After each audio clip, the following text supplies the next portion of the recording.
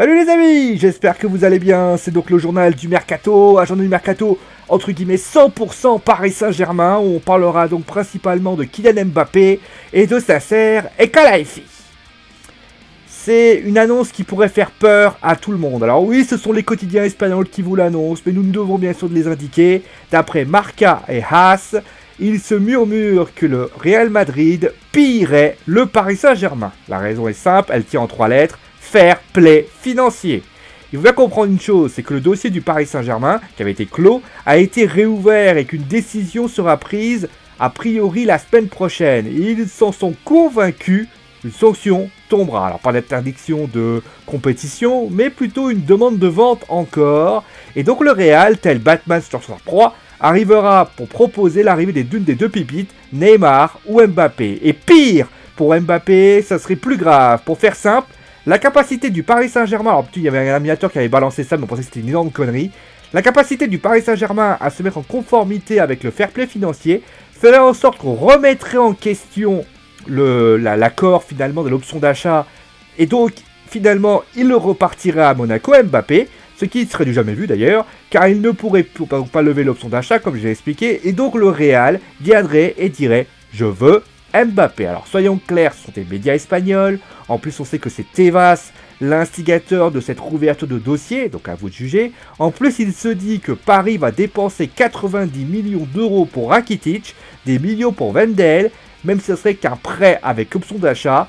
De toute façon, Paris en sera beaucoup plus le 30 août. Ne comptez pas compte des rumeurs. Ce que je veux dire par là, c'est que peut-être, tout ceci ne sont que des rumeurs, et peut-être pour inquiéter et mettre la pression sur l'UEFA et donc le fair play financier. D'ailleurs à noter également, je ne l'ai pas cité, mais Adi Arabi a encore refusé une prolongation de contrat et le Paris Saint-Germain l'aurait proposé au Real. Le montant n'a pas été connu. Et donc on va passer maintenant à la rumeur de la journée, de la semaine, du mois, de l'année, parce que ça va peut-être arriver. Nasser El-Khelaifi, vous le savez, est là depuis bientôt, depuis 2011, depuis l'arrivée des Qataris.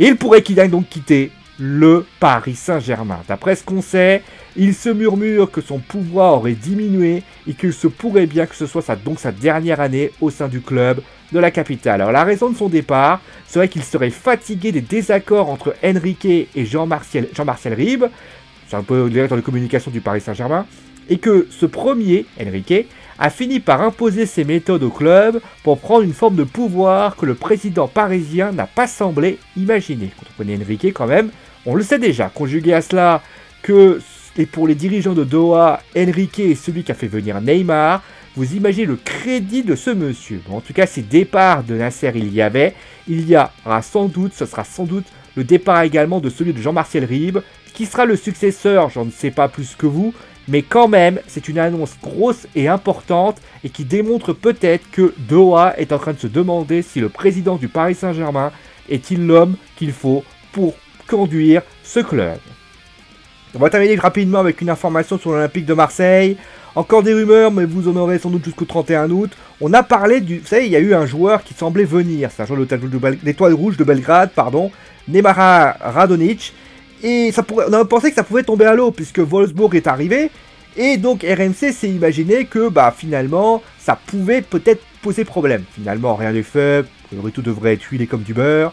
Et on peut donc imaginer juste une offensive allemande pour voir. D'ailleurs, en plus, le président marseillais, Jacques-Henri Hérault, a confirmé sur Viber que c'était bon. Je savais pas qu'on pouvait confirmer de Viber, mais bon, on sait jamais. Allez, c'est donc la fin du journal du Mercato. Je vous remercie si l'émission vous a plu. On se retrouve donc lundi, pas d'émission ce week-end. Gros bisous tout le monde et à la prochaine et bon week-end.